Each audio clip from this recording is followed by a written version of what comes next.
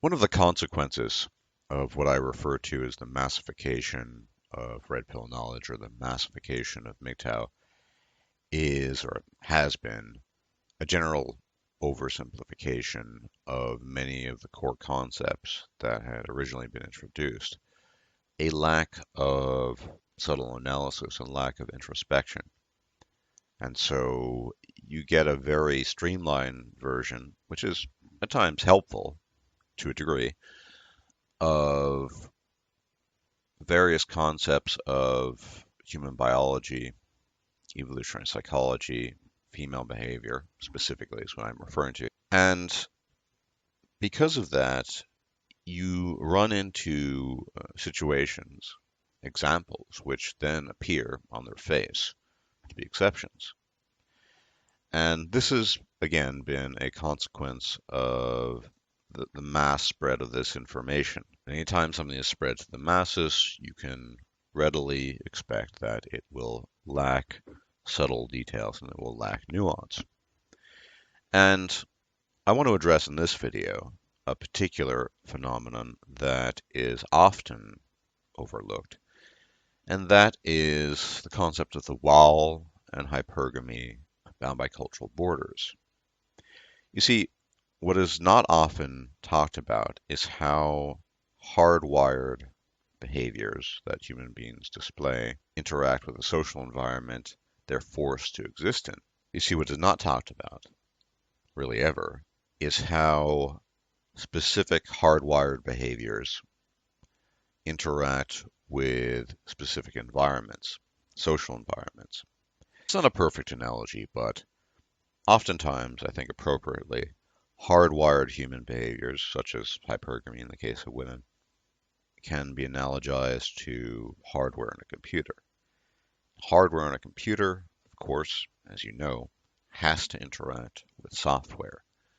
You can't just have hardware with no software. The hardware allows the software to run, but there's nonetheless a type of symbiotic relationship. Likewise with any facet of human behavior, great or small.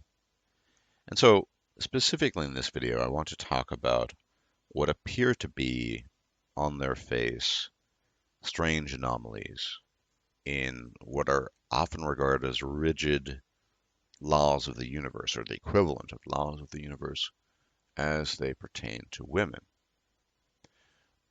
And to demonstrate this, and to talk about this, I'm going to specifically reference South Korea, and to a lesser extent Asia. I'm most familiar with South Korea because of my experiences there.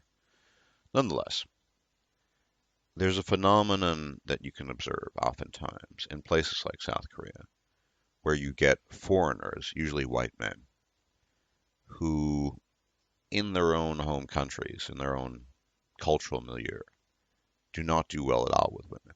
Very average, even below average. And then they move to a place like South Korea. And all of a sudden they seem to be doing better in general, in the sense that they are pulling quote unquote more pussy. They're just more successful overall. But then the confusing thing happens and they acquire some female that seems to be defying sacred, indelible laws of hypergamy. And what is the general rule when it comes to hypergamy? Women always trade up. I wish people would add an addendum to that or modify it. It's not that women always trade up, it's that they always try to trade up. And barring that, they might in fact trade down if there are no other options, or there's a culturally, environmentally modifying force that is interacting with them and their decisions. And so, if you take a situation, a cultural environment such as South Korea, where there's still a strong neo-Confucianist attitude and sense of mores and indeed pressures, the wall is indeed a physical thing for women. It's a physical limitation, as it were. But it's not just that, because if you have a social environment that mediates your behavior in a way that is different to what you expect, you're going to get different results. Case in point, in South Korea, you could argue that the wall hits you possibly even in your late 20s as a female. And why? Because of the social expectations that are still in place and have been in place there for quite some time, that by then you should at the very least be engaged, if not outright married. And certainly by your early 30s, even though that is generally perceived to be, at least in red pill communities, to be the wall time for women in the West, you're kind of a goner in South Korea. And because of this, you have different forces at work that are modulating the behavior of the women in question. And so it's been observed by several people I know and strangers that you see these women that seem to be quote unquote decent picks or above average in some regard. Maybe they look somewhat better or they have a great deal of money even. I know several instances, for example, South Korea, of men that have acquired women that have far more wealth than they have. And they think, wow, this doesn't make sense. These are the laws of gravitation turned on their head. But you have to look at the context. What is their age, number one? And so usually in these cases that I've observed, these women are somewhat older, not in the wall category in terms of the West, but approaching it. And the few cases where it's not, they simply do not have access to the cream of the crop of Korean men in terms of SMV. What I've often observed in these women is that they've attempted many times to acquire high quality Korean men with greater SMV than they have, normal functional hypergamy, and completely fail repeatedly, even at a relatively young age. And it needs to be borne in mind that women are not mindless bots, although they often can be, and they do strategize. And so, yes, women always try to trade up, but what happens if trading up results in repeated failure?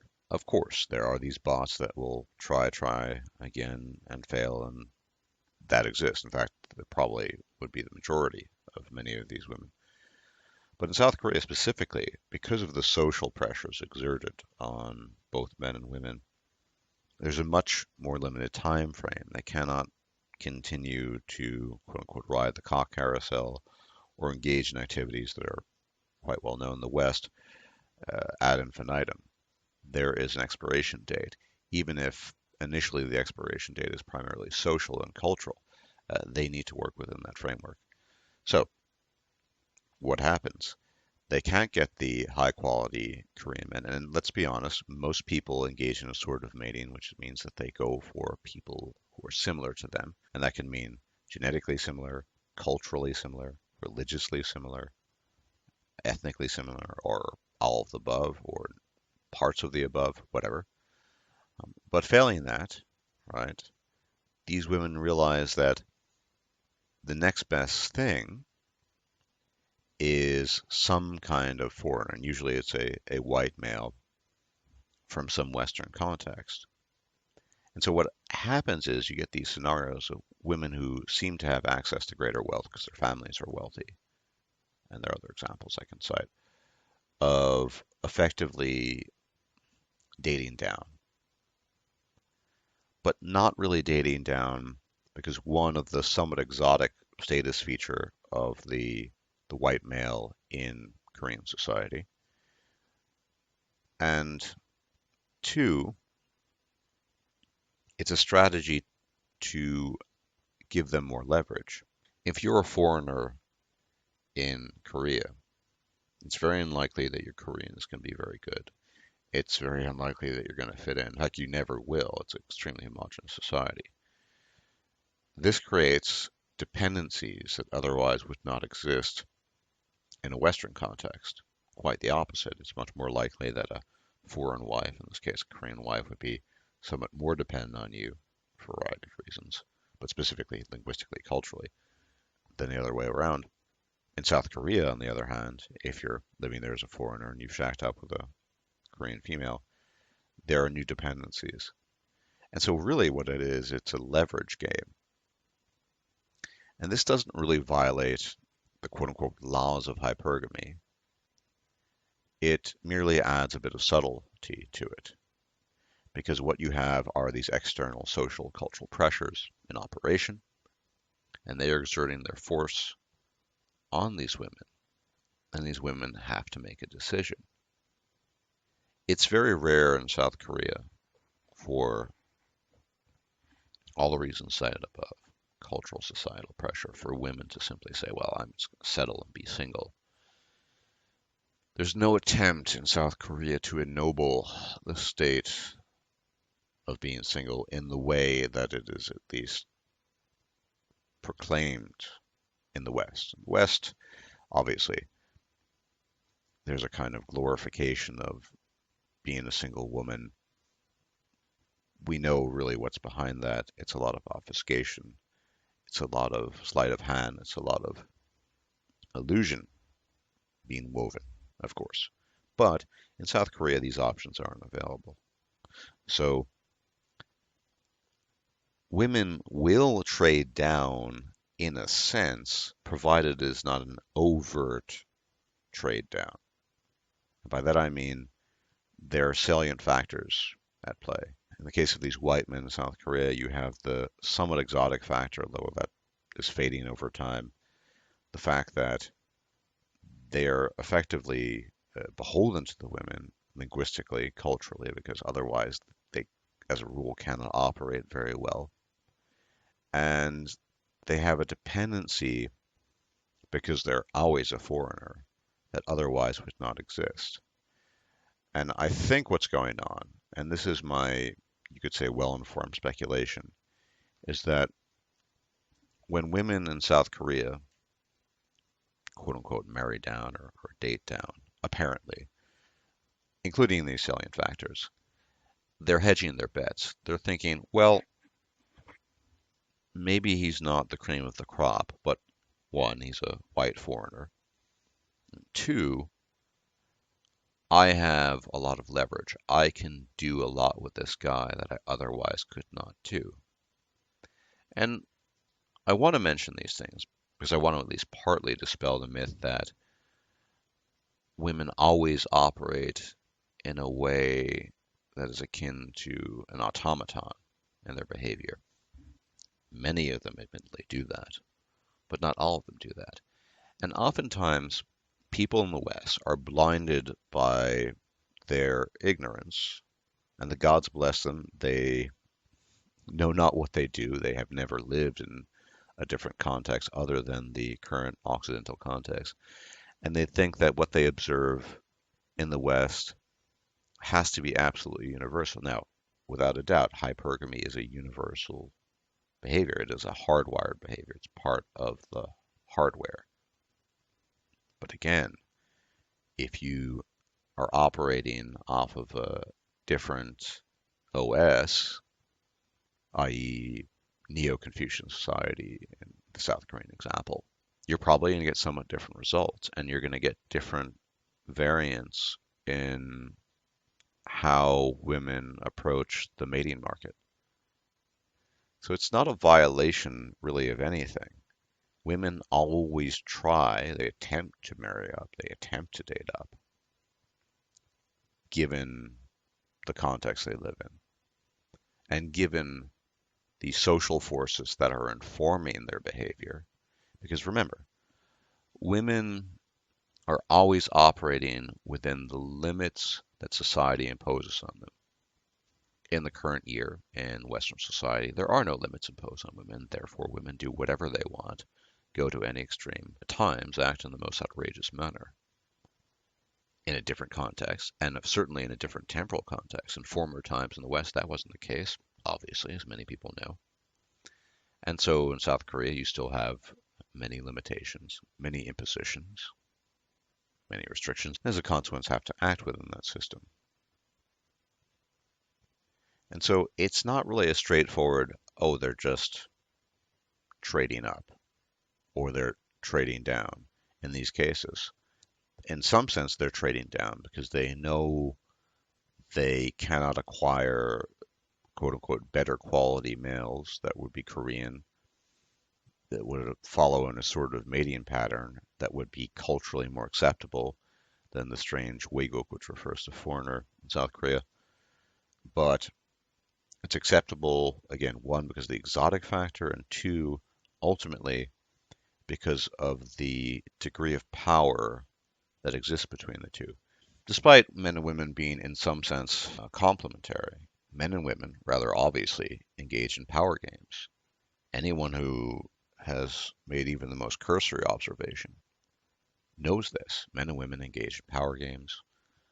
They engage in a struggle in a relationship to assert power. And this can have devastating outcomes sometimes. I think in the context I'm talking about, these women are forfeiting greater status for greater control. And if you think about it, that's not a bad strategy in terms of mating strategy overall. Sure, you're losing access to the cream of the crop, but as I said in the beginning, most of these women have either attempted many times to acquire the highest quality South Korean males, or if not, they've failed repeatedly in the general mating market.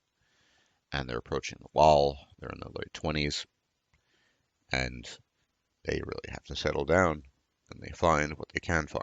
Again, this does not throw a wrench in conventional theories about hypergamy and how men and women interact. It just shows that there is subtlety. There is a behavior that is modulated by the environment, as it always has been, incidentally. And depending on the context, women can act somewhat differently. Now, are there still Korean women that will perpetually try to date upwards and always try to get the better catch? Of course. These are not exceptions, but they're rarities. But I think it's important that we remain aware of how the environment interacts with and modulates human behavior. And although I'm not as well informed on other Asian countries, such as China, Japan, Southeast Asia, I certainly would suspect in a place like China, based on interactions with people, that this would also hold true to some degree. These so-called leftover women, we've heard about them. And again, I have to speculate more here. I would imagine, because of somewhat similar forces at work in China, that they too would engage in a potential strategy like this. And indeed, I've seen something along these lines many times in the case of white men in China who've married women that are not the worst, but certainly not the best. And I would speculate that women are employing the same strategy ultimately, in the sense of they see these men as compromises between completely settling for the worst Chinese society has to offer and gaining more leverage and control through dependency. Well, again, that's much more speculative, but I know of a number of examples, say, of white males in China and YouTube with women who are okay, but seemingly there's something else afoot there. And I know of many such examples in South Korea of situations that seem to just turn all the quote unquote laws of red pill wisdom on their head.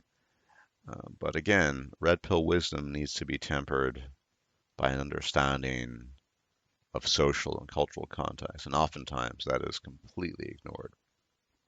A direct consequence of the massification and mass appeal of things like mgtow and general red pill knowledge.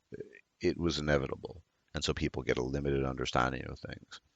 Useful without a doubt, because it's better to have some knowledge than no knowledge, but the subtleties are lost. And I thought it important to make this type of video to indicate that yes, women always try to trade up, but there are instances where they will make a conscious effort to do otherwise because of limiting factors, such as social and cultural milieu. Anyway, thanks for tuning in. And if I'm still alive, I will check you out later. Bye-bye. If you liked this video, please like, share, and subscribe. And if you enjoy my content, please consider making a donation or becoming a patron. Thanks for watching.